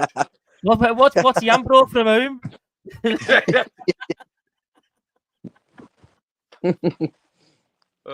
the top bit. That's either one big recorder or something else, lad. Well done, Kevin, for not swearing there, mate. Anyway. It's lovely that we won at Newcastle against them horrible bastards. 55,000 of them. I'm just gutted Man United won, because imagine what would have happened if we'd have stopped them getting Champions League football. There would have been an absolute riot. I think Jordan Pickford would have had to have recruited Sunderland fans in to get the trains into Newcastle he would have needed guarantee a secure barrier corridor for the Blues to get home. It was just, yeah. He was so good as well, Pickford. A Birmingham Grealish thing from a couple of years ago when they were in the Championship, when he just stormed the pitch and someone started well, they did clip him, didn't he? Someone started to fill him in and that. So I reckon if that had stopped Newcastle getting into Europe, Pickford would have gone absolutely mental celebrating that, and he'd have probably got his head filled in the pitch. And he'd have probably loved it as well. There would have been a kick-off at the end. Yeah, sorry boys, my fringe in my eyes. I can't see. There you go. There would have been a kick-off of some description. Yeah, I'm just checking up on something. If you two could possibly discuss, I am checking up on something.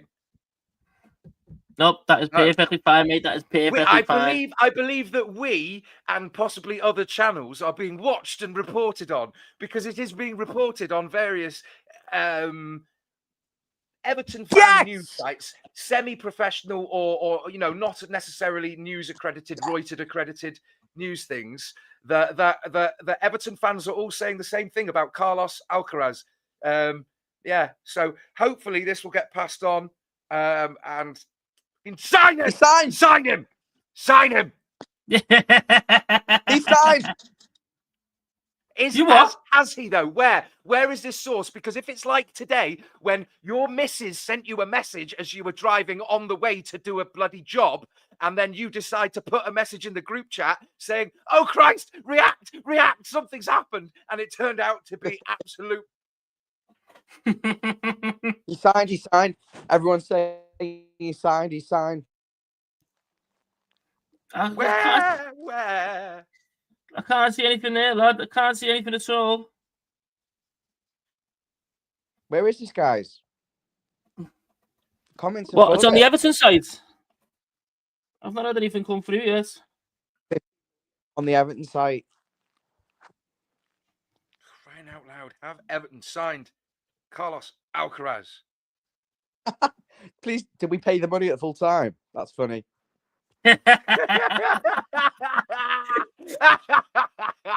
There's no news anywhere. Brilliant. If I get a notification on my phone that he's actually signed, it will be blatantly obvious, because I'll be running around here with my shirt pulled up over my head like an absolute nonsense bloody. Can't see anything yet. Yeah. Oh. Yeah, no, but 100%. Like I said, I think just Gana Gay's contract should be the first thing we sort out, and then Charlie Alcaraz, get him up on a 4 or 5 year contract. Not 4 or 5. Do you not reckon? We've been out off. You are. We've been out off. Chelsea, get him on an 8 year. I'm not saying we have. I mean, we should do. Ryan, did he say Ryan says off? We've been out off. No. Yeah, I'm not saying he has signed. I'm saying that should be the first port of call. We get Gana Gay signed up for another year, and then we get Charlie Alcaraz signed up for a 4 or 5 year contract. Look, I'm not going to get, I get excitable, guys. I'm not going to get it taken. Like when I see an actual notification, it will be Everton, but I don't take it off speculation because Ryan's got my hopes up a few times with nonsense that he just goes, oh. And yeah, it's easy to get carried away, isn't it? Yeah, it can be sometimes, That's mate. it. For certain people as well. Yeah. Oh. And it's just. I know. So, right, how are we Yeah. going to rate Beto? Are we still waiting? No. I think Beto for me still gets a 7. I thought he done really, really well. Like I said, his hold-up play, absolutely spot on. Much better than what he has done. Every single game, he's getting better and better and better in terms of his hold-up. Things can only get better. He was dealing with Dan Burn, hold on to him constantly, and he was just scrapping. He creates chances for himself. And that one late on, where he put it on his left foot and skied it, to be honest, I think he was just absolutely cream crackered at that point. Yeah. So Mr. Blue Sky's giving him an 8. I wouldn't even argue against that, mate. I mean, I probably wouldn't go higher than a 7.5, but I can appreciate the actual effort that he put in this game, and his ability and things like that. And I just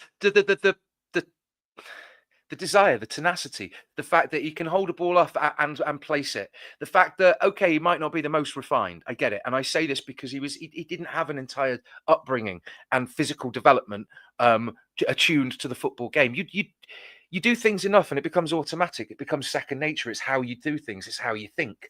It's what you become trained to do. And you sort of plasticity at different stages, you soak it up and absorb it. So like, I'm impressed with him. And the argument for me then doesn't become, is he good enough for what we'd want? Because look, I don't mean this in any negative way, but is he the standard of number 9 that we want? No, we want Romelu Lukaku. We want Richarlison, right? Now, you can wax lyrical all day. I can sugarcoat it, but Beto isn't at that level. But the reality is, he's here, he's passionate, he tries. He's a body in a position that we don't have people that are as consistent or getting the results that he's getting. So do we focus elsewhere? Do we tear into shreds and say, oh, get rid and all that? And then when we've got a gaping need, potentially to think about centre-backs if Gana's not, centre midfields if Gana's not a full-time centre midfield, if Idrissa Gana Gay's getting older or there's a risk that someone could poach him away. You know, what about replacing Harrison on the wing? All these kind of things. And if you have more complementary things that push you on, then Beto could be fine for a couple of years. Fine. That, you know what? And I'm not going to begrudge him that. And he's still on for getting roughly 15 goals a season. And that's without a pre-season where you focus on him as your main man. I personally am of the thinking that, like I said about an hour ago, is that the money that you spend on getting a striker, you can save that and put to other places that need be, and then you can put double that the season afterwards in the next summer window, once you only need to focus on one position instead of 10 or 12, you know what I mean? And I think 15 goal a season striker, which he will be, if you get another player on the right who's going to feed him even more, he's going to have Alcaraz playing behind him instead of the Corey feeding him. I reckon he could well easily get 15 goals next season. And we will talk about this when we do a transfer special, but his metrics are up there with anyone else. I just want to make it clear that this is a sort of conversation that spilled over from the last game, reflecting on these players since Moyes has taken charge, since there's been a change, since we've seen maybe more consistency in the squad selections and more players step forward. But this isn't going to be a season review. We're not going to do season ratings now. These are going to be videos where we're going to get more of the team in. We're going to discuss it a bigger thing because it just won't be right. And we want to give you guys some warning. We publicize it ahead of schedule. So that's kind of what we're doing there. And please do join us for those. But it's, you know, we've got to fill the 2-month void. Yep, that's it, lad. There's plenty to come. We've got a couple of I know we've got a transfer special in the pipeline. I've been working quite hard on that. Maybe a part 2, depending on how it spills over, because there's a lot of information that I'm going through at this moment in time. We will have a season report card or season review kind of thing. We're maybe just going to wait for a bit more information coming out the club in terms of players who contracting their futures are still up in the air a little bit. So over the next couple of weeks, you will see a little bit more. And yeah, look out for it. We'll have a lot more content for you. So like, That's it. subscribe, and especially if you can subscribe to us on YouTube as well, anyone who hasn't already. I can see most people in the comments now, all your icons are YouTube, so we really appreciate that. Thank you very much. But anyone who hasn't, if you can subscribe on YouTube, it really, really helps. And like I said, the more we can do, the more people from the team we get on the stream, and the more content we can put out, especially in the summer as well. Yeah. Sorry about that. It's just what a day.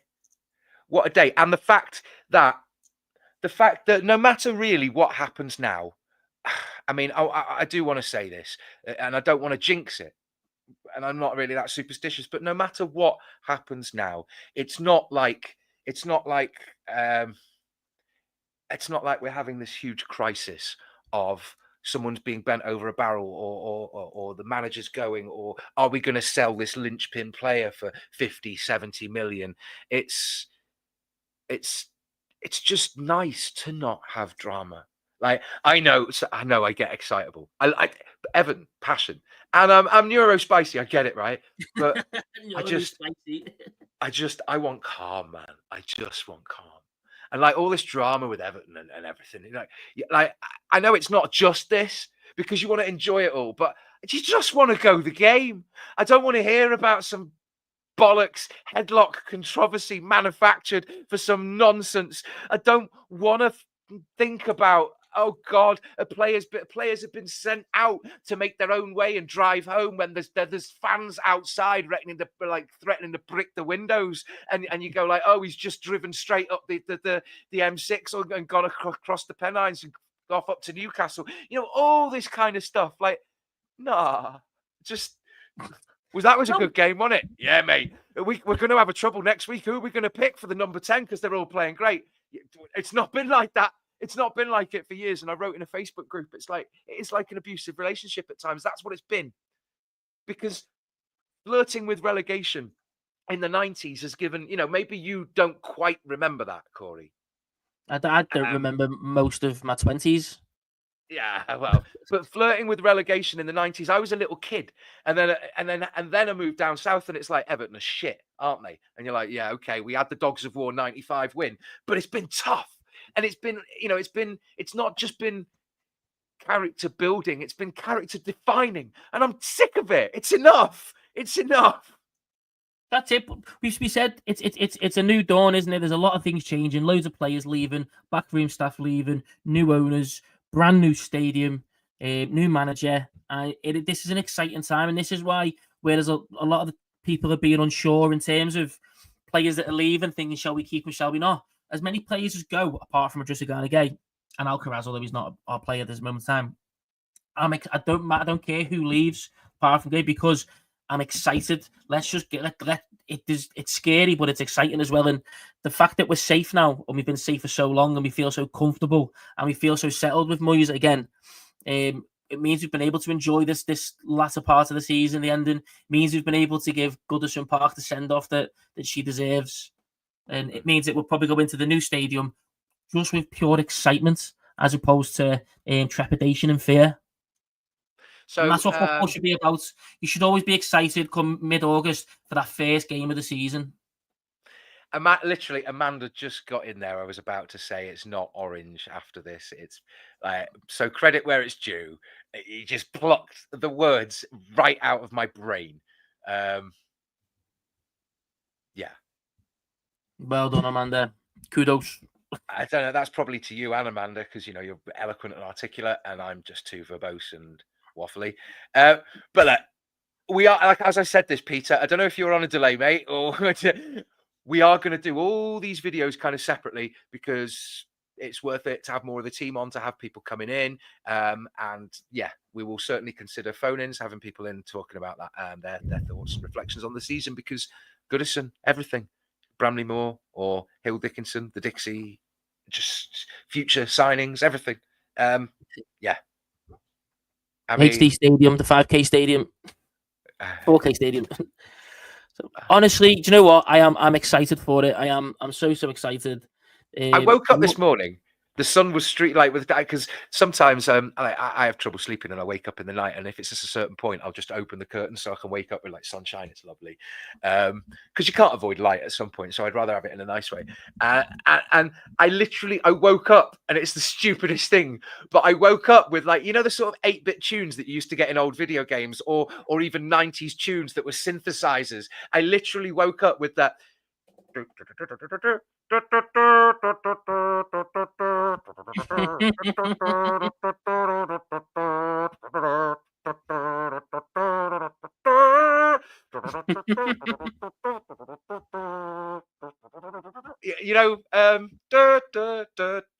know exactly what you mean, lad. I know exactly what you mean. And it is just the future's bright. Just to have that relief, I'm like, what the hell? I'm waking up. There's an Everton game. We're away. It's against Newcastle. What is this? This dopamine? Like, what's going on? Oh no, mate! But this is the, it is. It's exciting, mate. It is very much exciting. So, and if we just look at how long it took Moyes, so what he joined us at the end of the 2001-2002 season. Yeah, the next season we done well, 2002-2003. While you're talking this through with everyone, I just need to pop out for the dog. Fine. Can you talk it all through? Yeah, I can still talk. So, for anyone who remembers, when David Moyes took over, obviously we were struggling. He took over March, end of the season, 2020-2002. The next season, we struggled a little bit. We ran about the same kind of position, but the season after that, we pushed on. That was the season that we finished 4th before getting absolutely screwed over by Cleaner and UEFA. But if that history going to repeat itself in any way, shape, or form, let's be excited. And this time, David Moyes isn't spending. I think he said, I done an interview with the Echo where he said that he was given literally all you're allowed is 3 million or something like that to spend. You're not allowed anything more than 3 million to spend. Now he's got the backing of the Freaking Group. We've got a really, really fresh outlook, fresh set of accounts as well to go on. So we should have some money to spend. So hopefully, the one thing we always said with David Moyes is he's hit that ceiling that he's got, and we can't do anything else without a striker, without money to spend. And fingers crossed. Where you're correct. He's got dollars. He's got dollar bills, y'all. So hopefully, let's see what he can do. Let's see if he can put that transfer astuteness to mind. The fact he can build a team with matchsticks and glue and with loads of wedge. Yeah, Pete, there you go. But yeah, something like that. It was a very, very low amount anyway in which he could spend. I mean, remember when he got, was it Kevin Kilban, James McFadden, players like that who would drag us through games? Not the best, but he got the best out of them. And then the season after that's when he was picking the likes of Tim Cahill from the Championship, Arteta and things like that. So imagine what he can do with money this time. And there's certainly players out there, players that maybe are more David Moyes kind of players, but there's players who can really elevate by taking the step up to the Premier League, whether that comes from the Championship, whether that's from Belgium, Holland, the Bundesliga. There are players out there, and I just hope that we can really, really push on. And like Amanda said, the future is bright, the future is blue. And again, after everything we've been through, we do deserve it. So fingers crossed.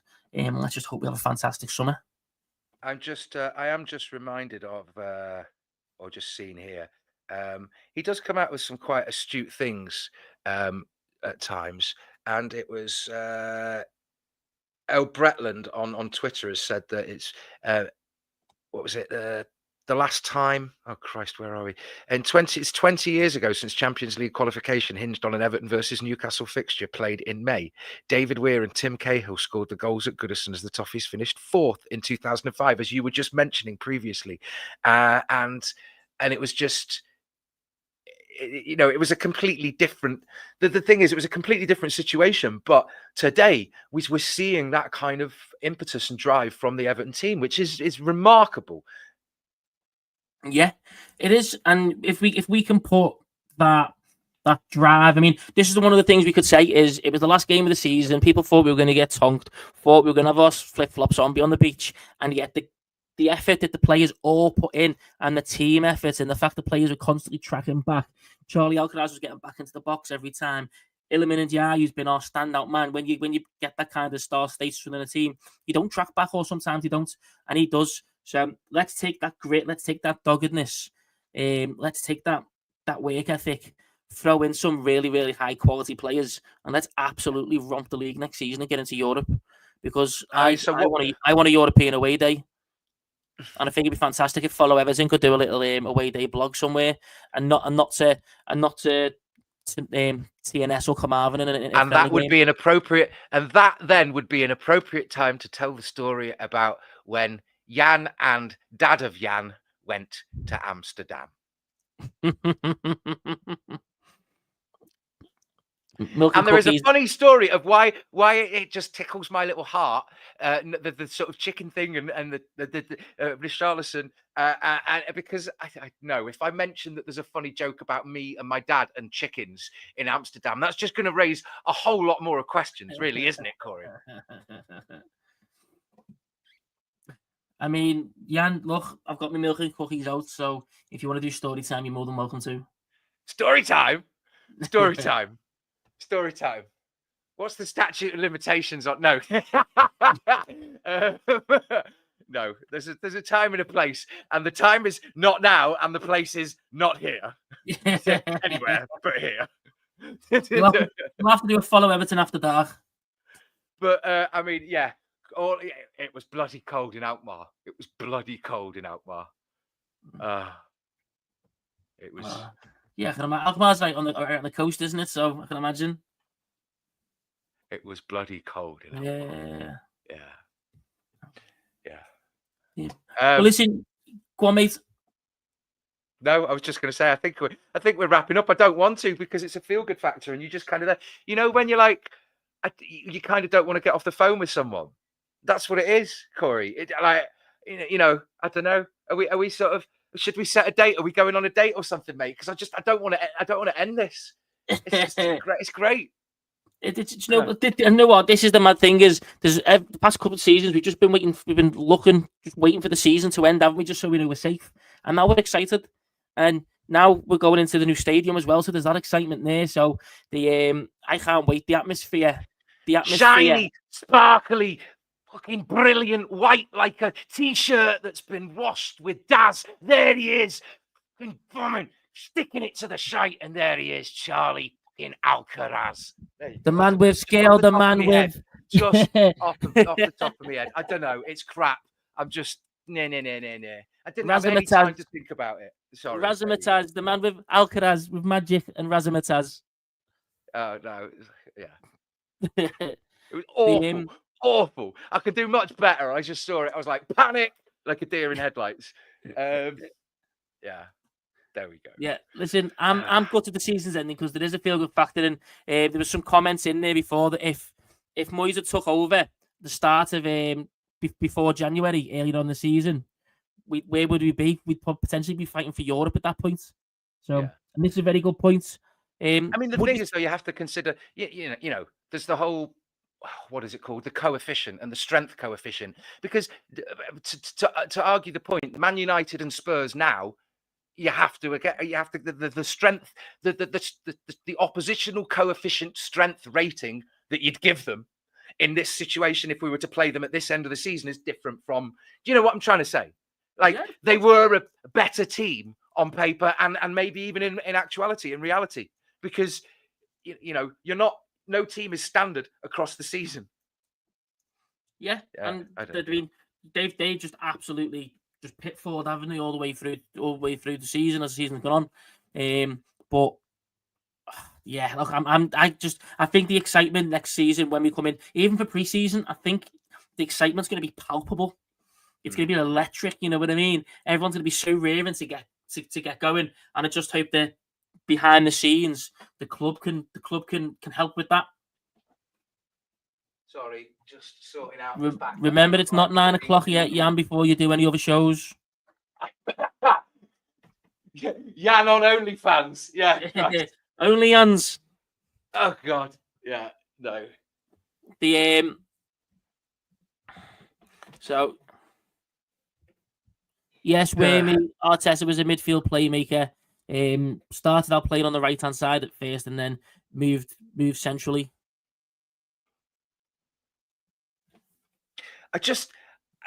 I don't know. Maybe I'm just Jesus. Yeah, it's been a great day. So, right, any thoughts from you guys? Any big glaring errors? Anything that we haven't covered that we're not gonna cover in our transfers, comings and goings, moving to Bramley-Moore, season review, player reviews, anything like that? Anything from today, or thoughts, or news, or recent stuff? Anything we haven't covered? Get your comments in before that, because I think it's about time to possibly wrap up the match-related content this season on Follow Everton with a bumper over a 90-minute show here, and quality content as always, as you've endured me and been gifted with the presence of Corey. So yeah, anything at all. That is an interesting point. Let's get that in there. And why or?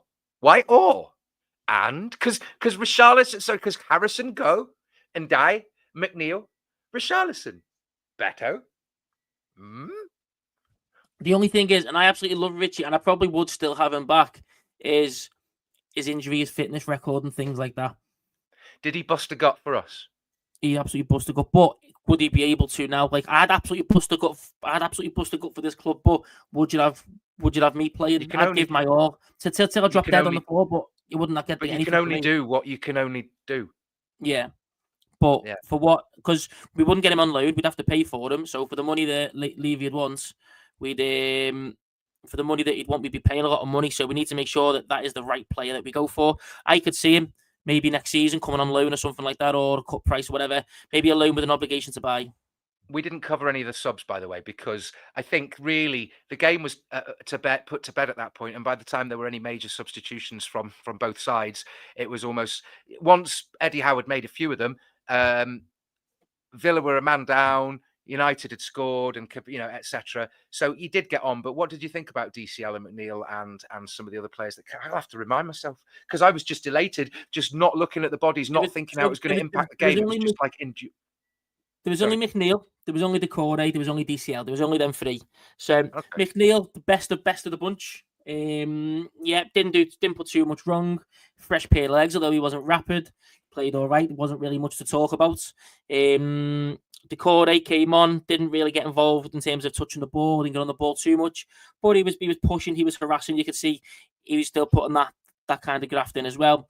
And Dom typified a Dom performance, even if it was only for a couple of minutes. Frustrating. Well, you know what? He was winning headers, fantastic in the air. He was winning a lot of balls, and there was one chance when he was through on goal, and he hit it. He was in a brilliant position, and he could have put it either side of Pope, and it'd probably gone in. And he's hit it straight at him, and then the rebound he skied it. So I think we know the Corey is going to be going. McNeil will be here next season, and I think Calvert-Lewin will be gone as well. I don't think we'll re-sign him, and I think it is the right time. I don't prescribe to absolutely love Dom, or I absolutely despise Dom. I don't subscribe to either. Can I actually make a comment about that? Of course. Because forgive me, I don't claim. Okay, on this point, I will just say, maybe make a note of it. For anyone watching, 1 hour 38 minutes into this, I don't speak for all Evertonians. I don't claim to be prescriptive and to enforce my views or opinions on anyone on the team, any of the viewers. I don't claim to represent anyone but myself. However, I understand that on this platform, there are 300 people at the moment, or at least I can see more freely watching, and some more will watch it afterwards. I'm not trying to preach at anyone, but there's something that I'd like to say about Dominic Calvert-Lewin, or maybe it's more like a letter or a statement to him, because it's not about his future. It's just about him as a human being, and about what it means to be an Evertonian and nil satis nisi optimum. And I guess do you mind, Corey? No. And I guess it's like this. It's that, okay, all right. Well, I did actually write something, if that's all right. And it was this. It's Dear Dom. I can't express my sorrow, sadness, anger, or shame at hearing your loved ones subjected to hostility and hate. And people can tell you that it's not all of us until we're even more blue in the face. But it doesn't change anything. It happened. It's appalling. And any apology now is essentially meaningless. But I can remind you, as I hope many, many people around you do, that you are loved, you are valued, and you and your family don't deserve this. It's shit, and it can't be polished or sugar-coated. And it might make you angry, bitterly angry, or sad, or to feel like you want to turn a corner, which some people will construe or misconstrue as turning your back. But I ask them to take a moment and consider something. You don't owe us anything. Evertonians are born, not manufactured. We do not choose, we are chosen. Those who understand need no explanation. Those who don't understand don't matter. You matter. Your partner matters. Your family, your happiness, and your well-being, they all matter. Far more than a job or a shirt. Most people understand that. Fewer people retain that understanding when it extends to something so deep, so personal, so intimate as a lifetime of love and dedication.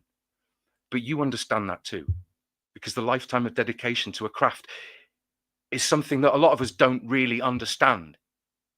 We get to dip in and out, but you sign a pen to paper and hope, pray, and you wonder if this will be the slingshot moment. Will the fans love me? Will this feel like home? Will I grow and succeed? Will I be happy? Nobody can deny that you've had some ups and downs here. And I'm not talking about football or fitness. Real, recognize real.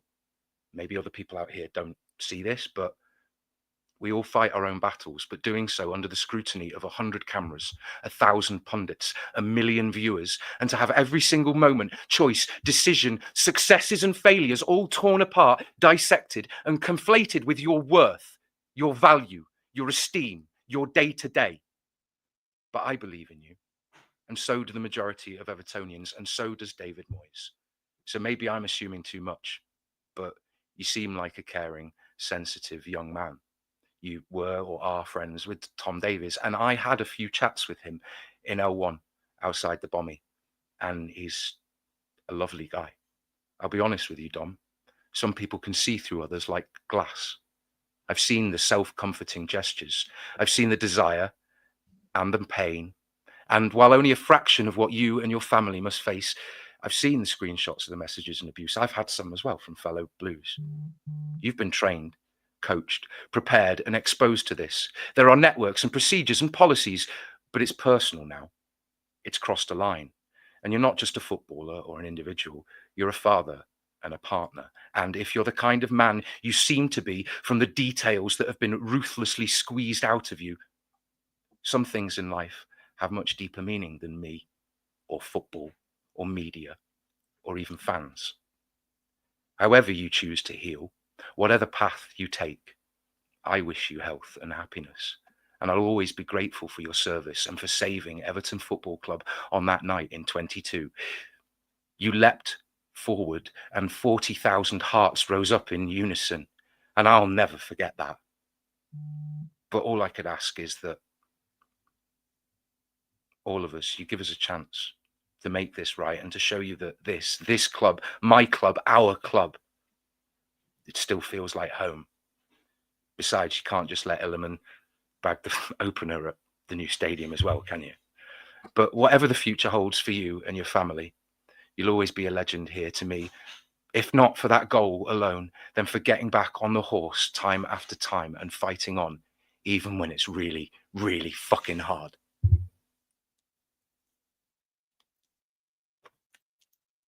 Yeah.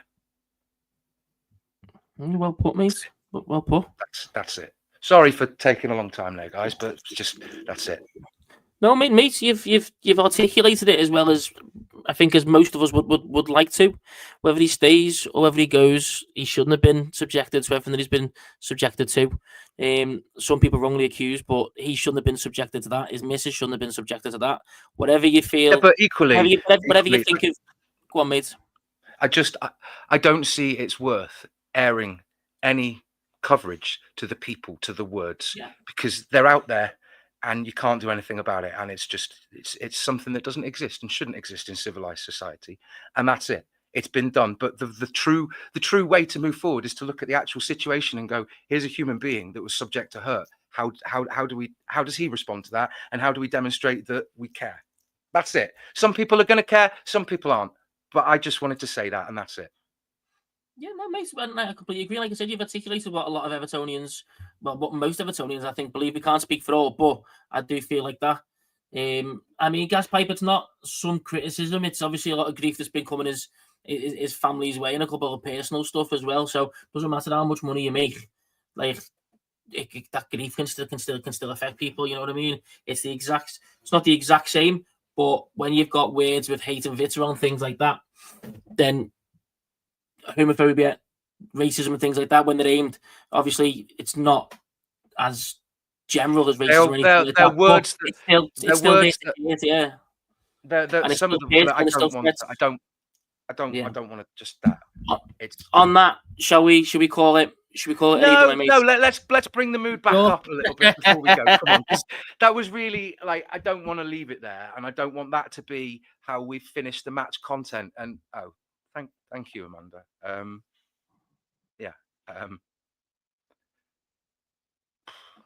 I didn't say it for Amanda's very generously keeping the lights on over the summer while we're not doing any football coverage. So we're just relying on your faith and goodwill to keep watching us, even though there's no bloody matches. But thank you very much, Amanda. Thank you very much. We appreciate that. Even though it goes straight into Ryan's back pocket.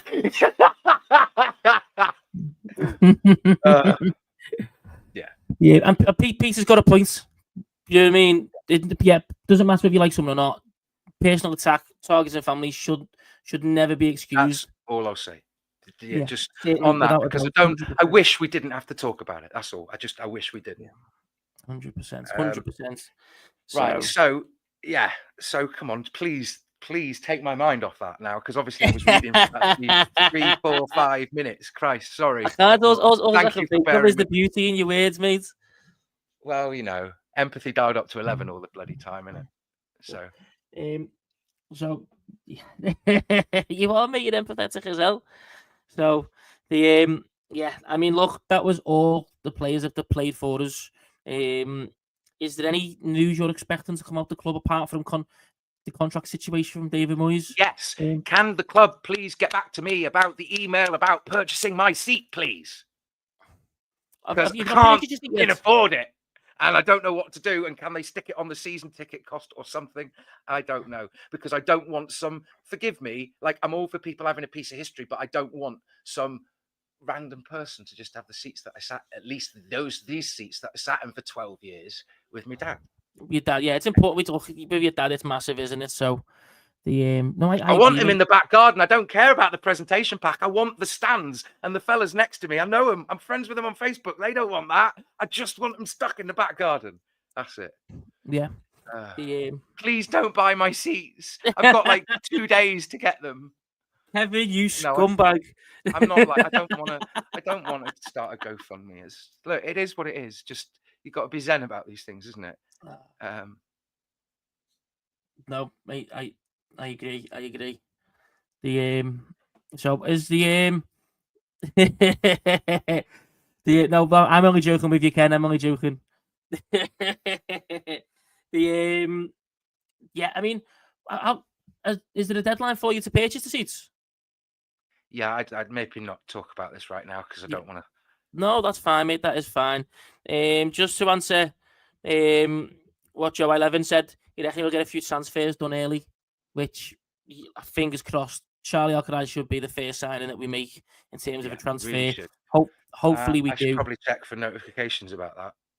Just check that we don't go out with other channels, starting up channels with exclusives and.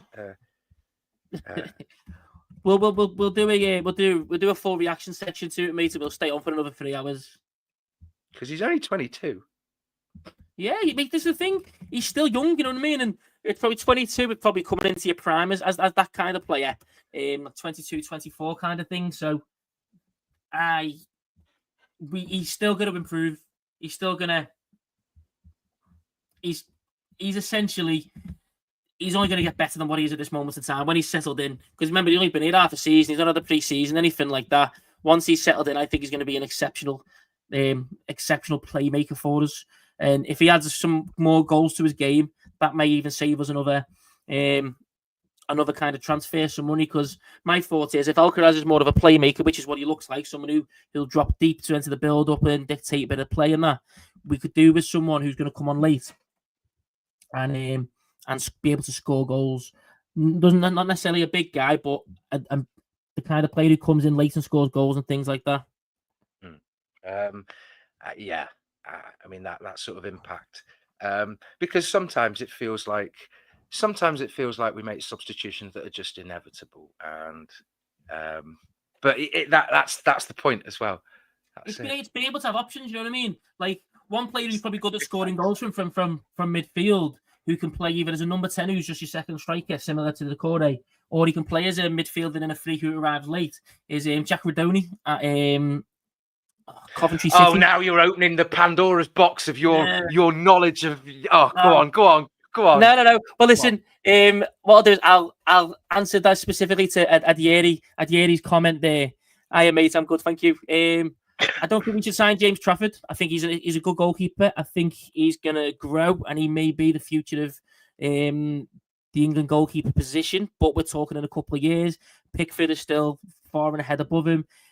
Jordan Pickford's distribution's much better as well. He's a leader, he's a captain, so I'd pass on that.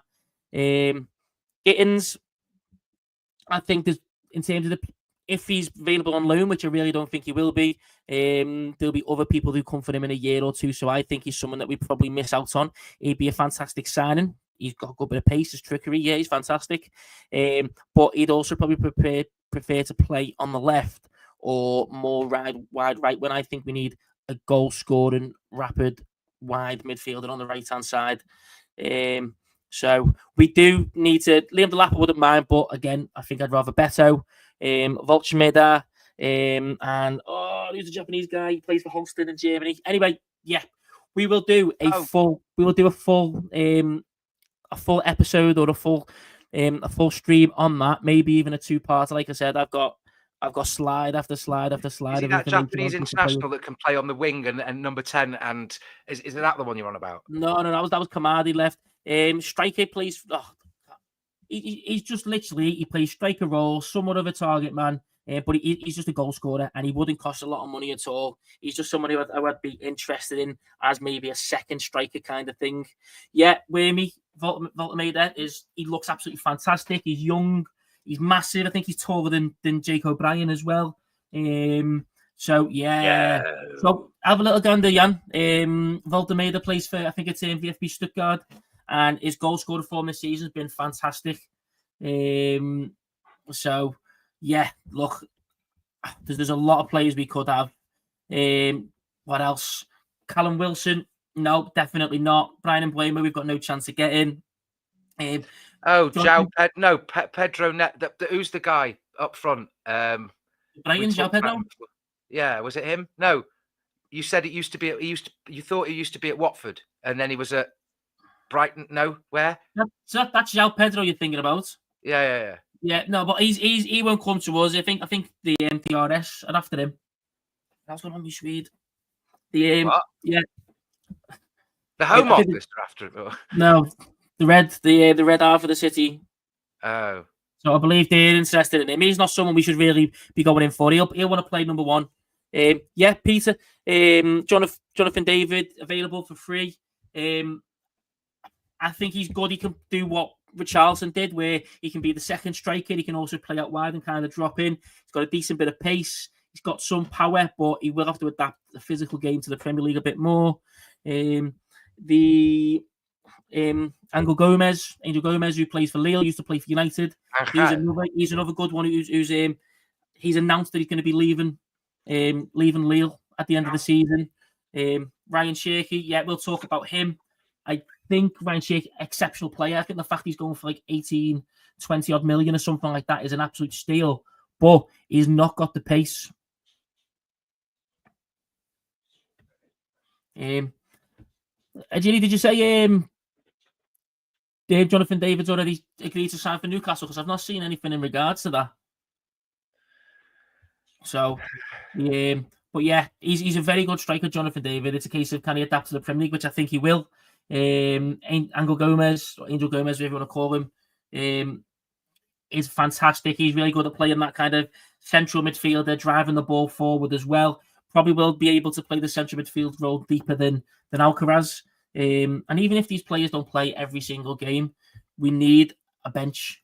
We do, and getting players in enough free is fantastic as well. So, and especially like Angel Gomez, obviously he's English, so it really helps with the squad registration and things like that. So, yeah, what we probably will do on a future stream is I'll probably ask if anyone's got any questions about certain players and things like that. Now, I don't claim to be a scout or an oracle or anything like that. I just have no life and spend all my time watching football, especially when my missus is working nights. So, but if anyone's got any players, let me know, and I'll have a look at it if I've not already taken a look at them and things like that, guys. I'm happy to hear everyone else's input. There seems to be a sort of shifting opinion that Jonathan David's not really going to come to the Premier League, though. Is there? I've not seen anything about that. But he might go to Napoli or something. There's rumours of him going to Italy, but I just don't know yet. And you don't know what kind of. Obviously, Napoli have just won Serie A, but it's a case of money. Like, it's someone I'd certainly take.